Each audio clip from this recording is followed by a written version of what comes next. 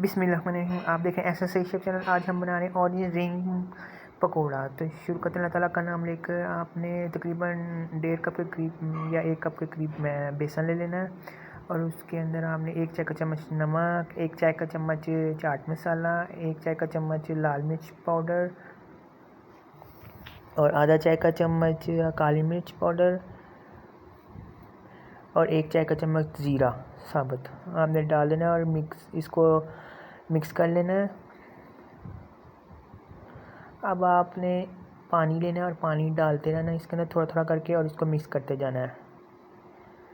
याद रहे ये मिक्सचर इतना ज़्यादा गाढ़ा भी ना हो, ना ही इतना ज़्यादा सख्त हो, क्योंकि ये प्याज के रिंग है। अब आपने इसके अंदर 2 टेबलस्पून के करीब कॉर्नफ्लोर वो शामिल कर देना है और इसको मज़ीद पानी डालकर मिक्स कर लेना है।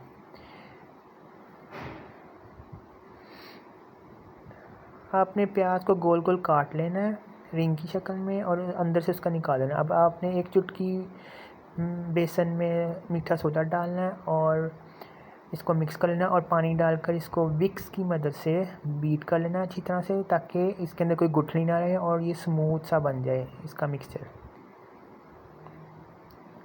अब आपने जो रिंग काटे थे उसको अंदर से होल कर लेना है और इसके ऊपर नमक, मिर्च और चाट मसाला छिड़क देना है।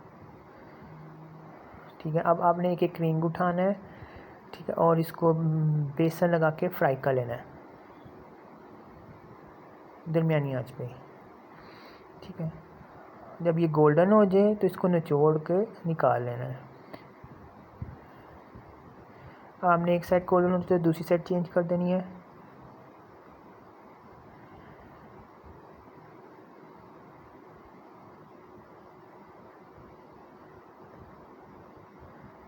अब इसको अच्छी तरह से फ्राई कर लेना है। याद रहे ये दरमियानी आंच पे फ्राई होगा, क्योंकि ये प्याज रिंग की शक्ल में है और हल्का है तो जल्दी गल जाता है।